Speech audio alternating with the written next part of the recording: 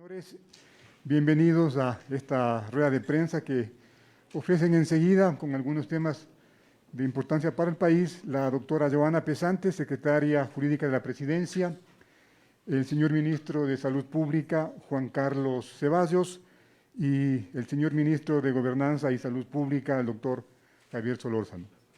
Vamos a dejar en uso la palabra a la doctora Joana Pesantes. Por favor, buenos días y bienvenida. Tenga la bondad.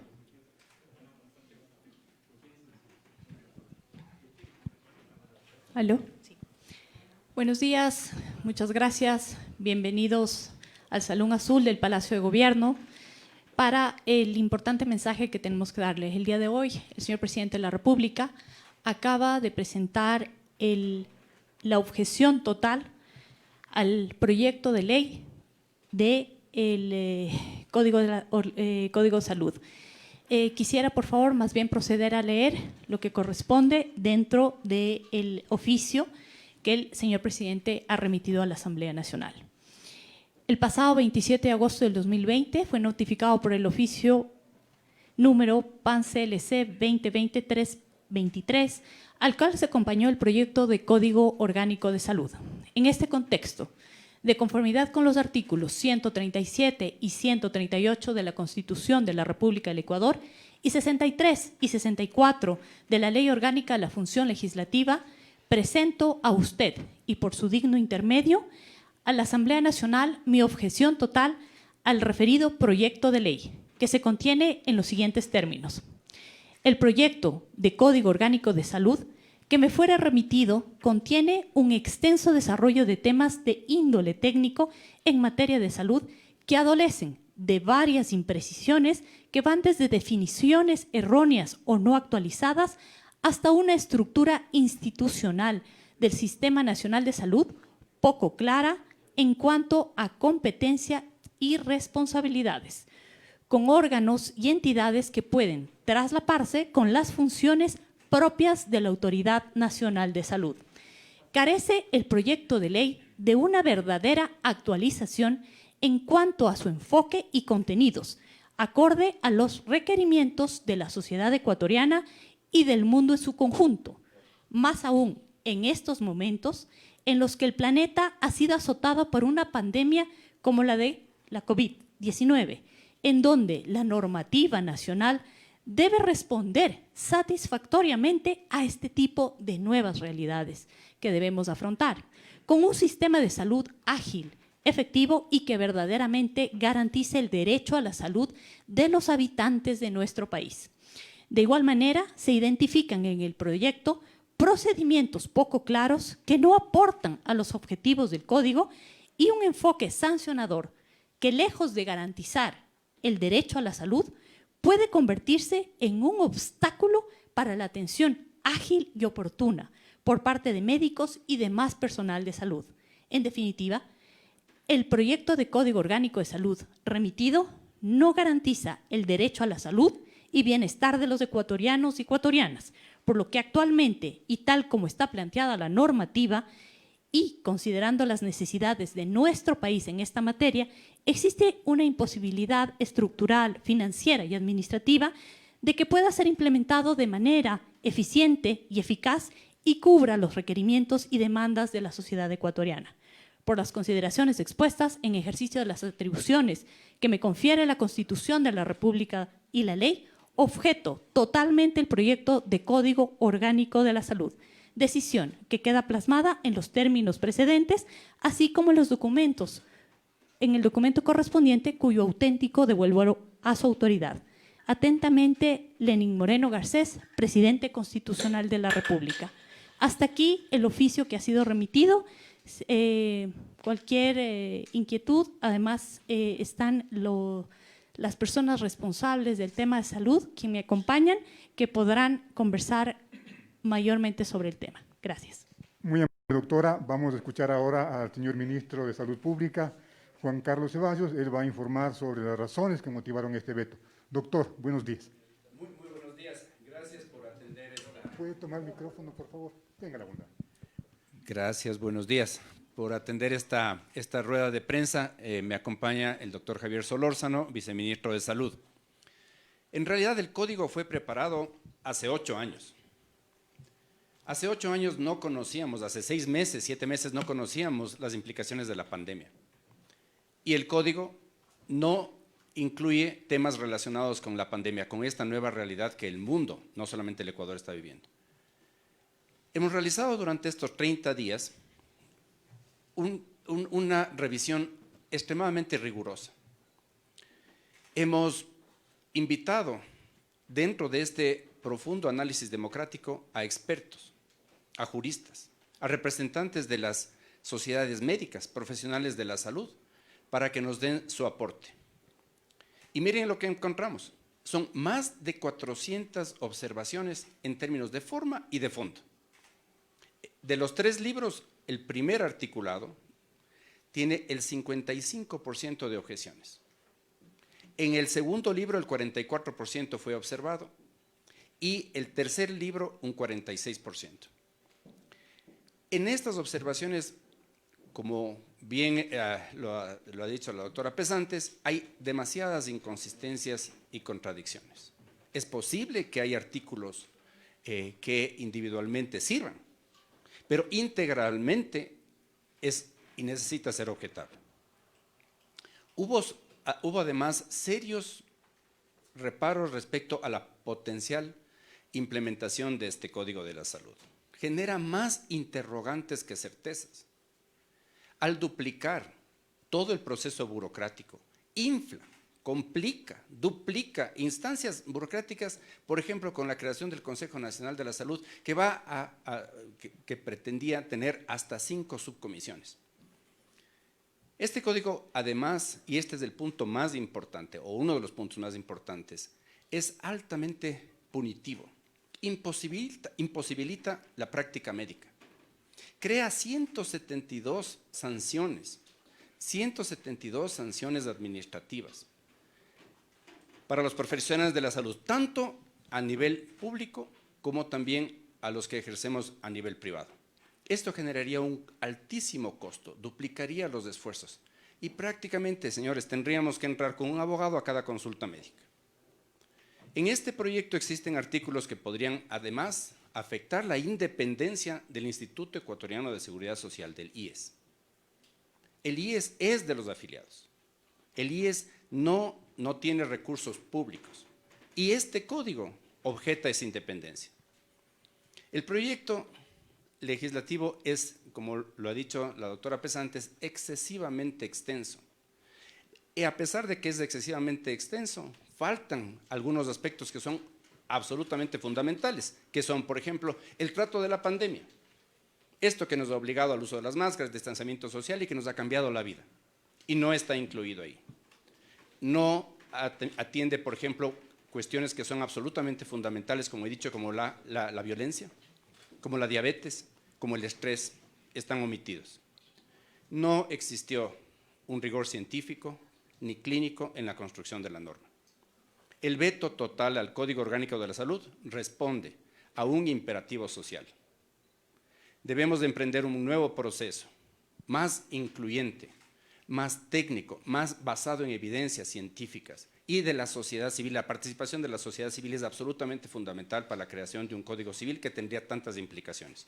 Por lo tanto, la invitación es a crear esta coyuntura, a que se ubique al Ecuador y que trascienda a través de este código en la próxima vez en algo que el Ecuador necesita, ser un ejemplo y estar acorde con la norma pública de salud a nivel internacional. Muchas gracias. A usted, señor ministro. Vamos ahora a escuchar al viceministro de Gobernanza y Salud Pública, el doctor Javier Solórzano, que le ha dado seguimiento a las mesas de trabajo, análisis y discusión sobre la propuesta de esta ley. Así es que, doctor, la palabra para usted, por favor. Muchas gracias. Buenos días con todos los presentes y los que están conectados de vía remota. Efectivamente, como ya notaron tanto la doctora Pesantes como el doctor Ceballos, esto responde a un trabajo sistemático que hemos venido realizando durante los últimos 30 días, porque de hecho antes de recibir formalmente el código ya habíamos estado trabajando y hemos convocado a las sociedades científicas, nos hemos reunido con los colegas cirujanos, anestesiólogos, ginecobstetras, neurólogos, internistas, etcétera, etcétera. Tuvimos varias reuniones con ellos, las sociedades científicas hicieron sus aportes además por escrito y hemos recopilado los aportes de más de 170 diferentes actores, tanto de la sociedad civil como las sociedades científicas, los gremios, los empresarios, las cámaras. Es decir, no solamente hemos abierto las puertas al diálogo con el personal de salud, sino con todos los actores sociales, porque el Código Orgánico de la Salud debe responder a eso, a las necesidades y las demandas de la población. Y como ya se mencionó de forma muy clara y explícita en el veto, esta propuesta de código no responde a eso. Creo que es una oportunidad para seguir estos diálogos, seguir construyendo un código orgánico de salud que se adecue a la realidad actual y que nos permita avanzar como país, que sea un acuerdo de la sociedad ecuatoriana para facilitar el acceso de la población a la salud y para facilitar también que a quienes hacemos la provisión de esos servicios de salud, hagamos esa provisión con mucha calidad y con mucha eficacia. Perfecto, muchas gracias mis doctores. Vamos a ir a un par de preguntas, si son tan amables. Patricio Díaz, de la cadena Ecuavisa, va a ser la primera. Por favor, Patricio. Buenos días, señores ministros. Ustedes han dicho que dentro del análisis que se hizo a el texto del proyecto de ley, hay procedimientos poco claros que no aportan y que pueden ser un obstáculo a la atención ágil en el tema de salud.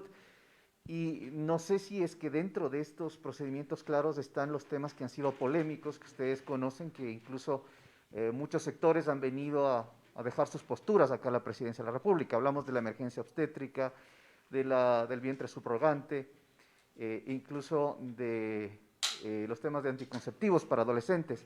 No sé si esos están dentro de estos temas que ustedes consideran poco claros o ustedes han valorado de otra forma esos temas polémicos. Gracias.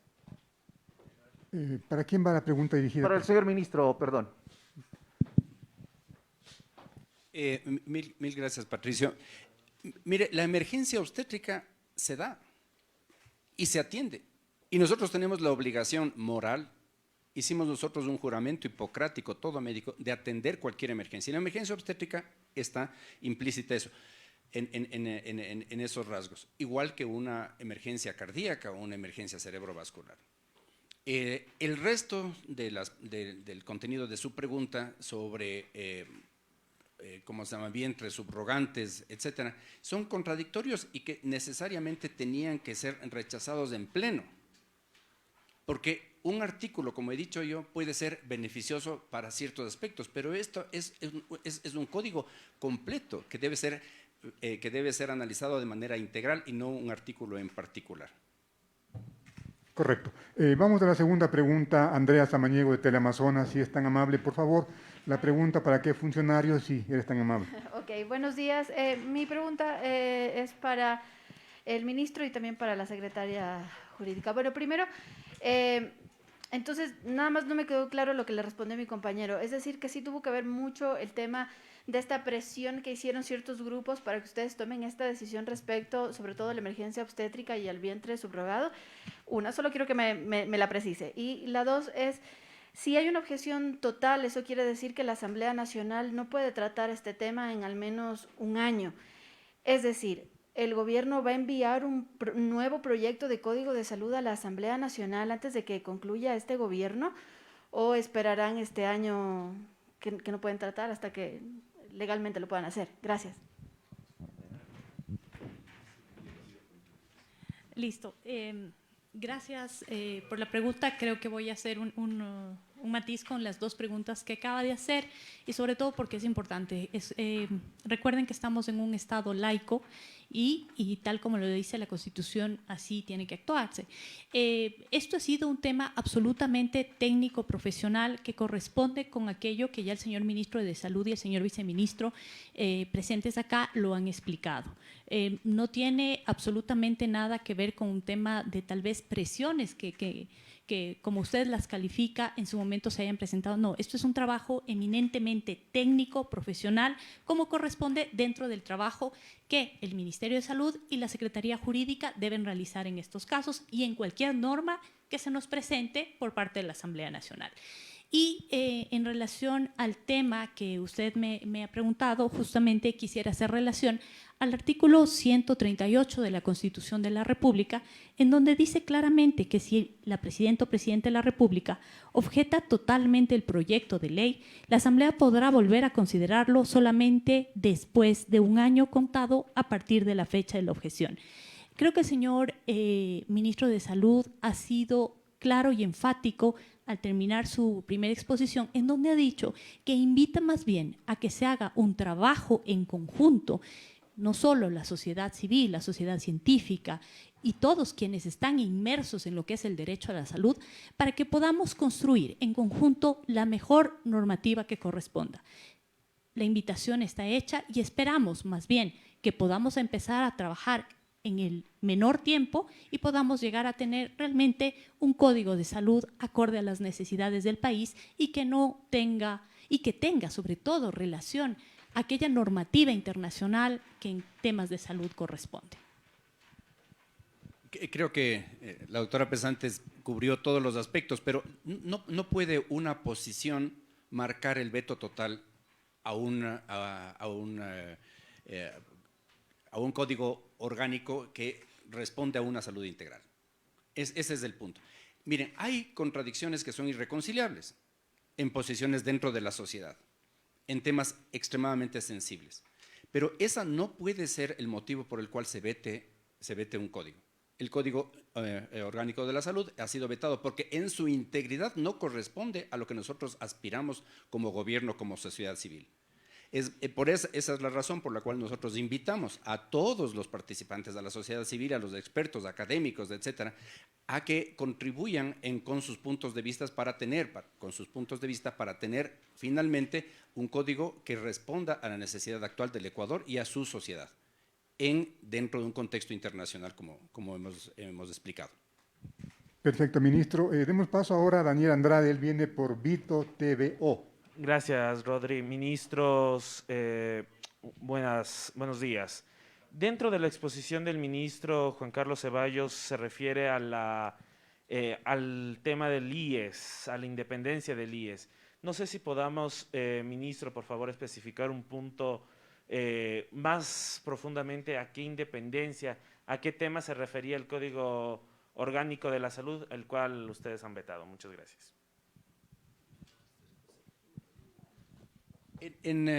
Gracias, Daniel, por la pregunta. El IES pertenece a los afiliados y el código pretende zanjar, disminuir esa independencia y pasar a que el IES se constituya como un elemento, como un recurso público. Y eso no estamos de acuerdo. Entonces también es uno de los elementos importantes en los cuales, otro de los argumentos para vetar completamente el código. Ok, doctora. Perdón, Sí. solo simplemente para completar esto, nosotros tenemos normas constitucionales y legales vigentes y por tanto cualquier artículo o cualquier proyecto o propuesta que pueda ir en su momento contrario a las vigencias de las leyes y constitución que tenemos actualmente, no corresponde hacerlo. Pero repito nuevamente, como lo ha dicho el doctor Ceballos con toda claridad, esto no es un tema puntual, son simplemente ejemplos que se han puesto para poder más bien tener una mayor comprensión del análisis realizado. El tema es su integralidad y su integralidad es la que no nos permite poder llegar a aprobar una normativa que, como lo hemos dicho, no está acorde a nuestra realidad nacional ni tampoco internacional. Perfecto. Cristian Hidalgo de TC Televisión, por favor, tu pregunta.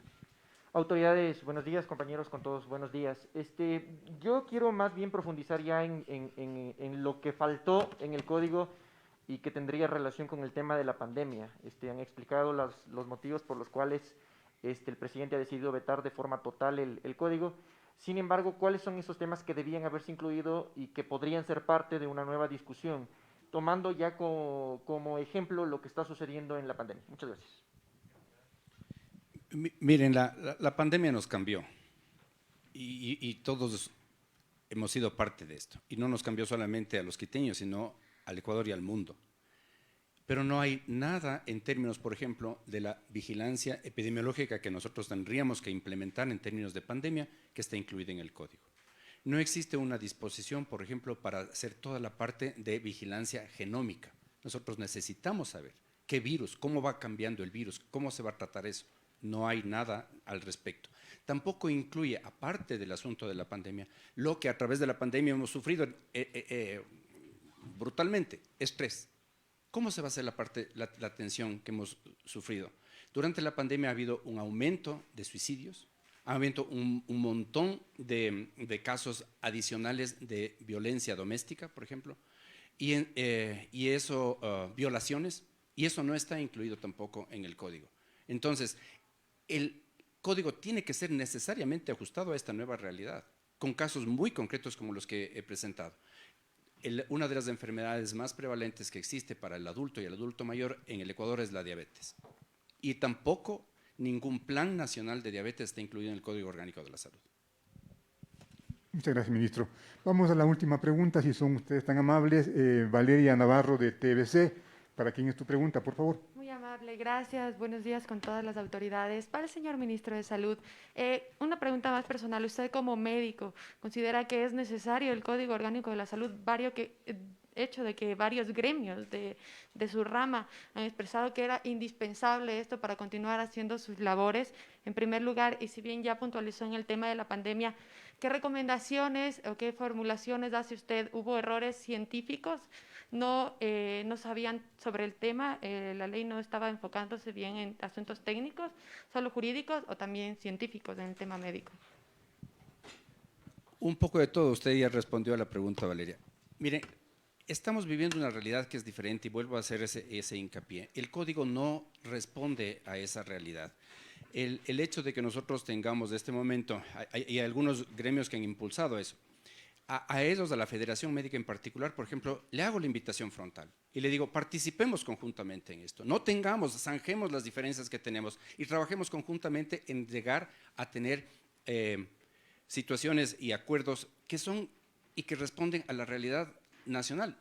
En términos del punto de vista personal, por ejemplo, yo no puedo aceptar un Código Orgánico de la Salud en que es altamente punitivo, 172 sanciones y muchas de ellas repetidas ya en el Código Penal.